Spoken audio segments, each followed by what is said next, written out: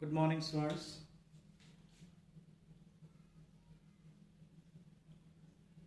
जैसा हमने live class में डिस्कस किया है आज कि लिंकेज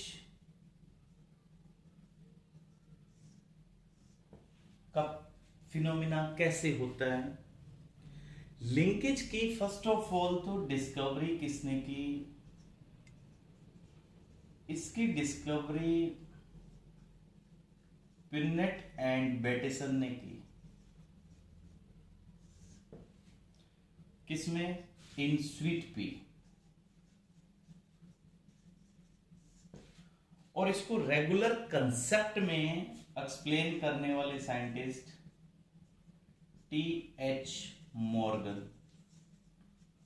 उन्होंने इसको एक्सप्लेन किया बेटा फ्रूट फ्लाई में, ड्रोसोफिलिया मिलेनोगेस्टर में। तो अब इस कंसेप्ट में हमने देखना है कि लिंकेज का मतलब क्या है।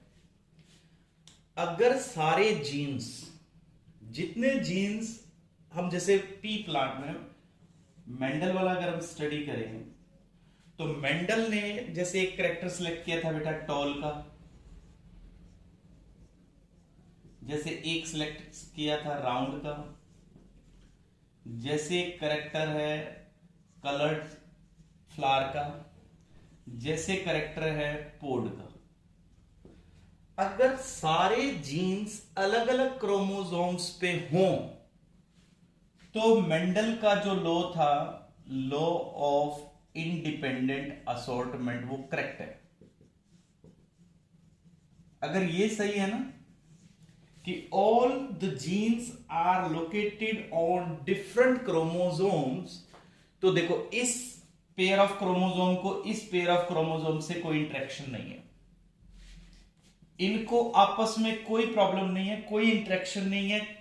तो टी आर सी और आई सब अलग अलग चलेंगे, मतलब अलग से टी जाएगा, आर अपना अलग जाएगा, सी अलग जाएगा, आई अलग जाएगा। बट अगर ऐसा होता कि सारे जीन्स, अब जैसे पी में तो ये बात सही है कि ये अलग अलग क्रोमोसोम्स पे, इसीलिए तो मेंडल सक्सेसफुल रहा।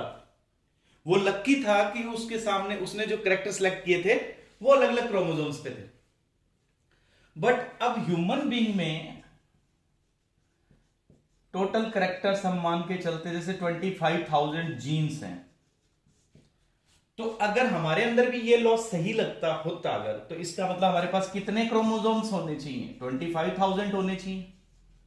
There must be 25,000 chromosome for this law of independent assortment to be true in human being. अगर ये सही होना है, हमारे अंदर एप्लीकेबल होना है, तो इट मींस हमारे पास 20,000 क्रोमोसोम्स होने चाहिए। बट हमारे पास तो इतने हैं ही नहीं। हमारे पास तो क्रोमोसोम्स कितने होते हैं? 23 पेयर्स। तो इसका मतलब एक से ज्यादा जीन एक क्रोमोसोम पे है ना, ये देखो जैसे हर क्रोमोसोम पे एक से ज्यादा जीन लोकेटेड है। इससे ये बात प्रूव हो गई। मोर देन 1000, देख लो आप, 25,000 जीन्स है और 23 क्रोमोसोम्स है, तो एक क्रोमोसोम पे 1000 से भी अबव आ गया ना। तो ये लिंकेज को बर्थ देता है बेटा। इसका मतलब अगर एक क्रोमोसोम पे जो जीन्स हैं उनकी अगर हम स्टडी करेंगे, जैसे ये एक क्रोमोसोम है, इसके ऊपर लेट ये एक जीन है ए, यहां एक जीन है बी, ये जीन है सी और ये है डी। तो these genes will stay together, क्योंकि टोटल क्रोमोसोम जाएगा ना, ए और बी थोड़ी सेपरेट होंगे। ऐसा तो कभी नहीं होगा कि ये सेपरेट हो जाए, कि क्रोमोसोम डिवाइड कर जाए। तो इसलिए ये सब जीन्स इकट्ठे जाएंगे। ये जो टेंडेंसी है इसको कहते हैं linkage, tendency of genes to stay together, tendency of genes to stay together. एक क्रोमोसोम पे रखे हुए जीन्स इकट्ठा चलें तो इसको कहते हैं लिंकेज। तो लिंकेज को एक्सप्लेन डिस्कवर किया बेटेसन और पिनेट ने, और इसको एक्सप्लेन किया मॉर्गन ने। हाँ जी, लिंकेज की जो टर्म है ये टर्म भी देने वाले साइंटिस्ट कौन है? Morgan, T.H. Morgan had given this term. Now, next is theory of linkage. Theory of linkage. Linkage की थ्योरी क्या एक्सप्लेन करती है? Linked genes are located on same chromosomes. Linked genes are located on same chromosome. एक chromosome पे जितने gene है वो सारे लिंक्ड होंगे. सेकंड है बेटा linkage group. Linkage group. Linkage group कितने बनेंगे? All the genes located on one pair of chromosome. All genes located on one pair of on homologous chromosomes. Homologous chromosomes के ऊपर रखे हुए जीन्स एक लिंकेज ग्रुप बनाएंगे बेटा. सो कितने लिंकेज ग्रुप किसमें? जैसे फॉर एग्जांपल ह्यूमन में कितने लिंकेज ग्रुप बनेंगे? ऑब्वियसली 23. उसके बाद पी के अंदर कितने लिंकेज ग्रुप बनेंगे? 7, क्योंकि 7 पेयर ऑफ क्रोमोसोम्स है ना, उतने ही लिंकेज ग्रुप बनते हैं. जैसे मान लो ये एक पेयर है क्रोमोसोम का, इसके ऊपर यहां पे capital A, capital B, capital C, capital D, यहां सामने small A, small B, small D. तो ये क्या हो गया बेटा? एक लिंकेज ग्रुप हो गया. तो जितने होमोलोगस क्रोमोसोम्स के पेयर्स हैं बेटा, उतने आपके पास लिंकेज ग्रुप है. मेज के अंदर कितने होंगे? मेज के अंदर 10 लिंकेज ग्रुप होंगे बेटा. ड्रोसोफिलिया के अंदर 4 लिंकेज ग्रुप एग्जिस्ट करते हैं. उसके बाद बेटा माउस के अंदर होते हैं बेटा 21 पेयर्स. लिंकेज की स्ट्रेंथ कितनी होगी? अब देखो बच्चों, ये थोड़ी सी नई टर्म है आपके लिए. अब देखो, जैसे हमने कहा लिंकेज क्या होती है कि एक क्रोमोसोम के ऊपर लीनियर ऑर्डर में रखे हुए ये जीन्स हैं. जैसे ये जीन्स है, जैसे कोई ये कैरेक्टर जैसे हाइट का है, ये जैसे स्किन कलर का, कोई भी 4 जीन्स लीनियर अरेंजमेंट में रखे हुए हैं एक क्रोमोसोम के ऊपर. अब ए और बी, सी और डी, तो इनके बीच में लिंकेज की स्ट्रेंथ कितनी है? स्ट्रेंथ ऑफ लिंकेज मतलब क्या ये कैरेक्टर हमेशा ही इकट्ठे चलेंगे फॉर एवर, और वो लिंक्ड होंगे तो कितनी पावर से लिंक्ड होंगे? तो बेटा देखो, अगर हम इन चारों जीन्स के बीच में देखते हैं तो ए और डी के बीच में लिंक मिनिमम है. मतलब चांसेस है कि ए डी से सेपरेट हो सकता है. ए और बी के बीच में लिंकेज की स्ट्रेंथ सबसे ज्यादा है. तो जितना ज्यादा डिस्टेंस है उतना ही लिंकेज की स्ट्रेंथ कम है. तो ऐसा क्यों?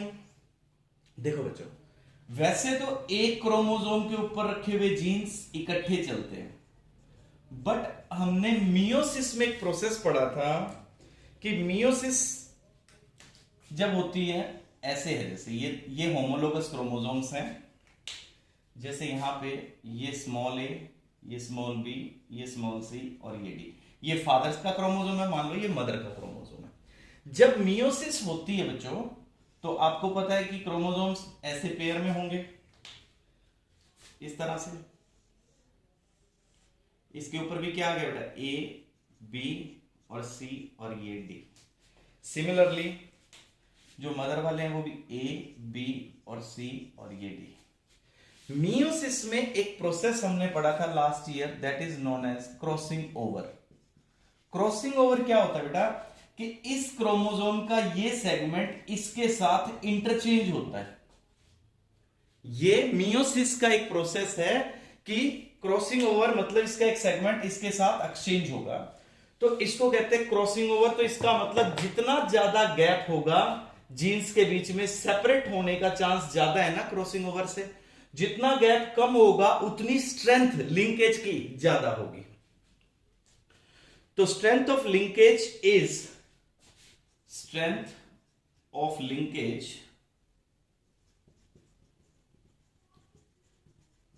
Inversely proportional to distance between the genes. ये बहुत इंपॉर्टेंट फॉर्मूला है, डिस्टेंस बिटवीन जीन्स। तो डिस्टेंस जितना ज्यादा उतनी ही लिंकेज कम। नेक्स्ट है बेटा, फैक्टर्स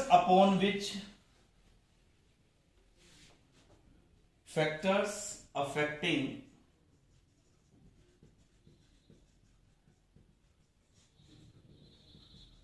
लिंकेज को अफेक्ट करने वाले। फर्स्ट है बेटा एज। जितनी ज्यादा एज होगी उतने चांसेस क्रॉसिंग ओवर के कम होंगे, तो लिंकेज बनी रहेगी। मतलब ओल्ड एज में अगर किसी के बेबी होता है, फादर या मदर जो भी ओल्ड एज में, तो उनमें लिंक्ड जीन सेपरेट नहीं होंगे, बच्चों में एक साथ जाएंगे। जैसे ये बेटा ABCDEF, जैसे ये क्रोमोसोम जाएगा बच्चे में, तो ये सारे इकट्ठे जाएंगे, लिंक्ड रहेंगे। और अगर एज कम है तो जब क्रॉसिंग ओवर होगा तो ये पॉसिबिलिटी है ना कि ये small a small b small c यहां आ जाए, तो देखो लिंकेज खत्म हो जाएगी ना, ये यहां आ जाएगा और ये नीचे कैपिटल रह जाएगा। तो इट मींस जितना ज्यादा एज होगा उतना क्रॉसिंग ओवर कम है, तो लिंकेज बनी रहेगी, linkage will happen, linkage will pass. Second बेटा, डिस्टेंस बिटवीन जीन्स जितना ज्यादा होगा उतनी ही लिंकेज जो रहेगी वो लिंक जीन्स के बीच में कम रहेगी। Okay, then arrangement of link genes on chromosomes. Then बेटा अरेंजमेंट ऑफ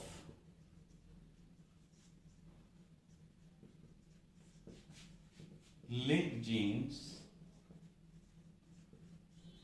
ऑन क्रोमोसोम। क्या अरेंजमेंट रहती है लिंक्ड जीन्स? जैसे फर्स्ट है बेटा, एक होती है सिस अरेंजमेंट। सिस अरेंजमेंट का मतलब कि लाइक क्रोमोसोम ऐसे हैं, जैसे यहां A और यहां B, और इसके सामने जो क्रोमोसोम है उसके ऊपर लिंक्ड जीन ये ऐसे, ये हो गया बेटा सिस। और ट्रांस अरेंजमेंट किसको कहेंगे? ट्रांस अरेंजमेंट का मतलब होता है, जैसे फॉर एग्जांपल यहां पे है कैपिटल A, यहां है कैपिटल B, और ये जीन हो गया बेटा स्मॉल b, और ये हो गया स्मॉल a। इस तरह से जब अरेंजमेंट हो जीन्स की तो then it is called as trans arrangement. अब इसके बाद बेटा टाइप्स ऑफ लिंकेज। लिंकेज कितनी तरह का हो सकता है? लिंकेज दो तरह का हो सकता है बेटा। एक तो होता है कंप्लीट लिंकेज, और एक होता है बेटा इनकम्प्लीट लिंकेज।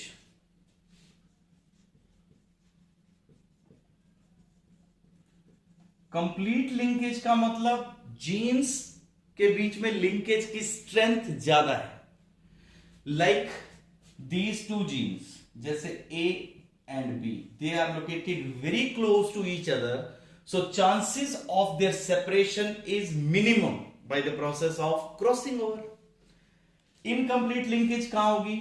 जब इन दोनों के बीच में गैप ज्यादा हो। जैसे फॉर एग्जांपल इसको सी कर देते, देखो ये इन दोनों के बीच में लिंकेज क्या है? कंप्लीट, और C काफी गैप पे पड़ा है, तो चांस है कि क्रॉसिंग ओवर से मियोसिस में वो अलग हो जाएगा, तो इसलिए वो कौन सी लिंकेज हो जाएगी बेटा? Incomplete linkage. Complete linkage in which genes always show parental combination. Genes always show parental combination. हाँ जी, it never forms new combination, इसमें नई कॉम्बिनेशन कभी नहीं बनती, इसमें वो कैरेक्टर इकट्ठे ही चलते हैं साइमल्टेनियसली। ओके, इसका एग्जाम्पल कहां देखने को मिलता है? फॉर एग्जाम्पल मेल ड्रोसोफिलिया, मेल ड्रोसोफिलिया में इसका एग्जाम्पल हमें मिलता है बेटा जो कंप्लीट लिंकेज शो करता है।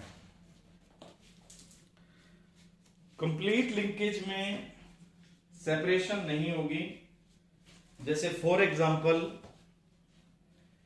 रेड आइज नॉर्मल विंग्स,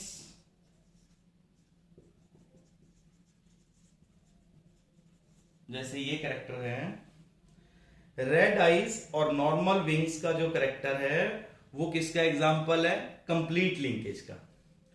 और इनकंप्लीट लिंकेज जिसमें जीन्स डिस्टेंटली लोकेटेड है,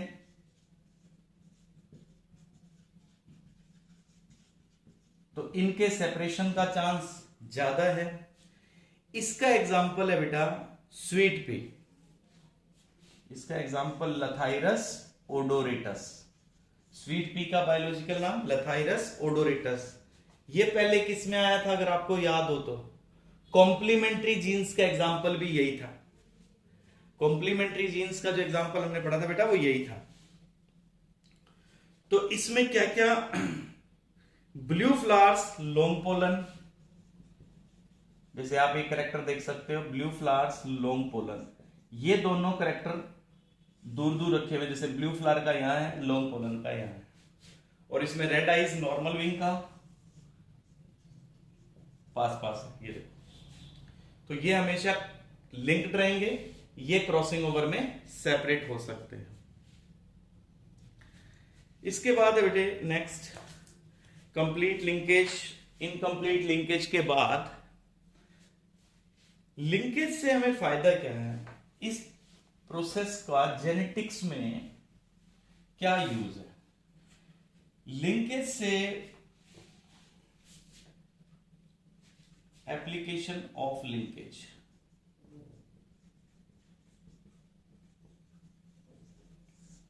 हाँ जी, distance between link genes can be identified.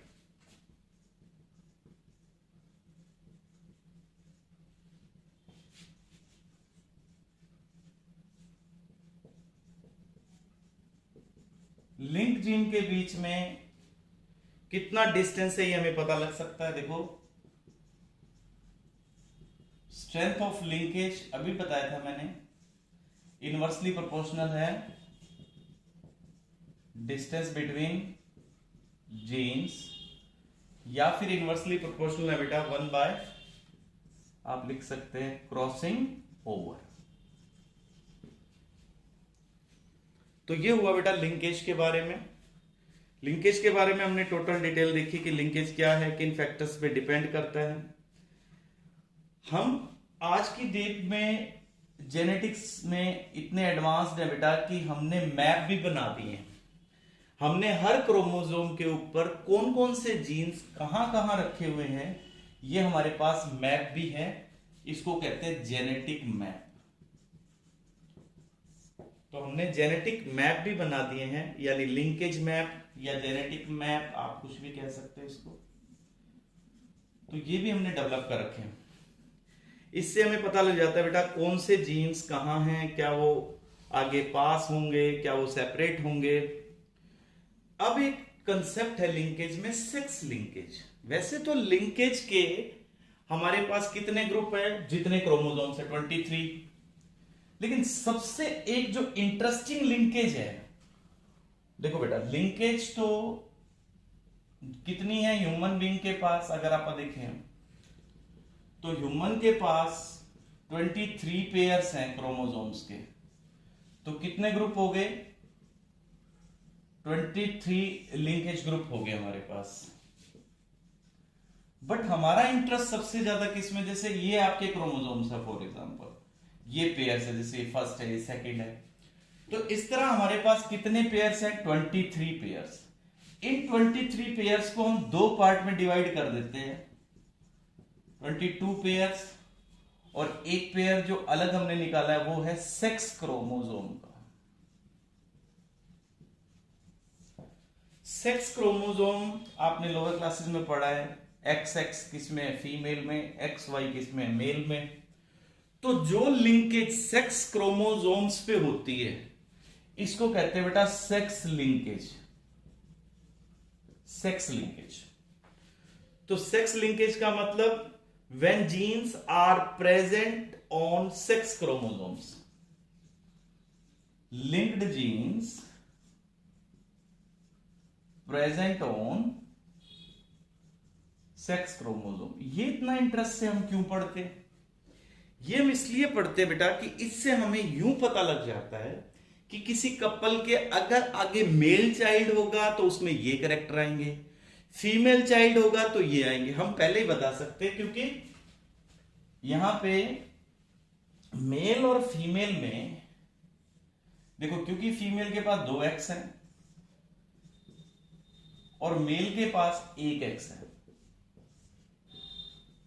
Difference ये है बेटा कि वाई क्रोमोसोम के ऊपर जीन्स कम होते हैं, एक्स पे ज्यादा होते हैं। अब एक बात देखो आप इधर, अब लड़कियों में क्योंकि 2 एक्स है तो अब उसके बाद जैसे यहां पे कोई ये B C D E F genes है, ठीक है जी। इसी तरह सामने उसके पास यहां पे A B C D E F whatever be का। तो गर्ल्स के पास ये देखो 2 है ना, एक फादर से आया हुआ एक्स, एक मदर से आया हुआ एक्स। तो उसके पास पॉसिबिलिटी है कि जैसे मदर वाले पे रिसेसिव आए हों तो फादर वाले पे डोमिनेंट आ जाएंगे, पॉसिबल है ना। लेकिन यहां मेल के केस में अगर उसके पास ये किससे आ रहा है, मदर से, और ये किससे आ रहा है, फादर से, अगर ये रिसेसिव आ जाए इसके जीन्स तो लड़के का तो प्रॉब्लम हो जाएगी, क्योंकि लड़के के पास तो एक ही एक्स है और वो भी मदर से आया हुआ है, और वो अगर रिसेसिव आ गया तो उसके अंदर प्रॉब्लम हो जाएगी कि उसके पास वो जीन्स रिसेसिव आएंगे और उसमें क्या होगी, डिजीजेस ज्यादा आ जाएंगी। इसलिए मेल में ज्यादा डिजीजेस आती हैं जो इन क्रोमोसोम्स के ऊपर जीन्स रखे हुए हैं उनकी, मतलब सेक्स लिंक्ड डिसऑर्डर्स ज्यादा किस में होंगे, सेक्स लिंक्ड का मतलब इस ग्रुप के ऊपर जो जीन्स है उनकी डिजीजेस मेल में ज्यादा होंगी, फीमेल में कम, क्योंकि फीमेल के पास 2 एक्स है, उसके पास पॉसिबिलिटी है कि एक साइड से कोई डोमिनेंट जीन आ जाए, क्योंकि मेल के पास सिंगल एक्स है बेटा। ये होता है सेक्स लिंकेज। ठीक है बेटा, यहां तक आपने पढ़ना है, अंडरलाइन करना है। इस कंसेप्ट को आगे फिर हम इसके एग्जांपल्स के साथ पढ़ेंगे। अब हमारा इस चैप्टर में लिंकेज के बाद हमारा रह जाएगा पेडिग्री, वेरिएशन और डिजीजेस, फिर ये चैप्टर कंप्लीट हो जाएगा। थैंक यू बेटा, हैव अ नाइस डे।